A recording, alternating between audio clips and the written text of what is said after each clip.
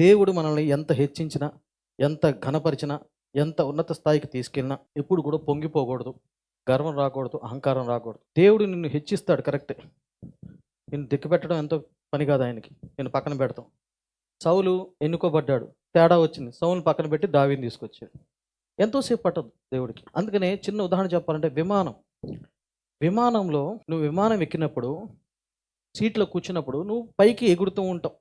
దాదాపు 30,000 అడుగులు ఎత్తులో ఎగురుతూ ఉంటావు. ఏరోప్లేన్లో, విమానంలో కూర్చుంటే.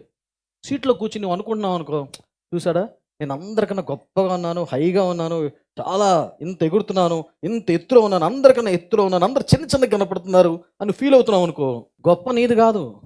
గొప్ప ఏంటి? ఆ ఏరోప్లేన్లో కూర్చున్నావు కాబట్టి ఎగురుతున్నావు. నువ్వు నీకు నమ్మకం లేకపోతే డోర్ తీసి ఒక అడిగే ముందు నేను ఎగురుతున్నా, చూసాను అందరు చిన్న చిన్నగా ఉన్నారు, అన్ని చిన్నోళ్ళే, నేను ఎంత గొప్పగా ఎగురుతున్నాను, ఆకాశంలో ఎదుగుతున్నాను, ఇంత ఎత్తులో ఎదుగుతున్నాను అంటే ఆ గర్వం ఎందుకు? నువ్వు విమానంలో ఉన్నావు కాబట్టి. అదే కనుక లేకపోతే విమానం బయటకు వచ్చి చూడు, ఒకసారి డోర్ తీసి చూడు, మొత్తం లాగేస్తే కింద ఉంటావు.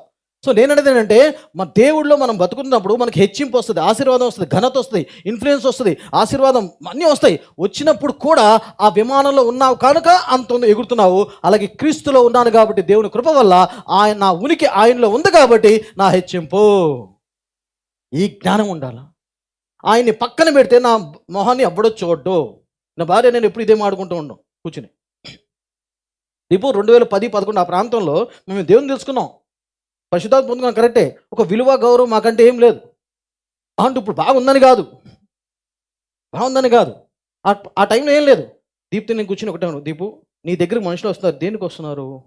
నీ దగ్గర కృపావరం ఉంది, దేవుడి మాటలు చెప్తావు, తర్వాత ప్రేమను చూపిస్తావు, సలహా చెప్తావు, సహాయం చేస్తావు, ఇవి ఉన్నాయి కాబట్టి దేవుడు నీకు ఇచ్చిన దాన్ని వాడుతున్నావు కాబట్టి నీకు నీ ఫేస్కి ఒక విలువ గౌరవం, జనాలు నీ దగ్గరికి వస్తారు. ఇప్పుడు నేను వాక్యం చెప్తున్నాను కాబట్టి, పాస్టర్గా చెప్తున్నాను కాబట్టి, ఆ వాక్యం ఎవరిది? దేవుడిదే.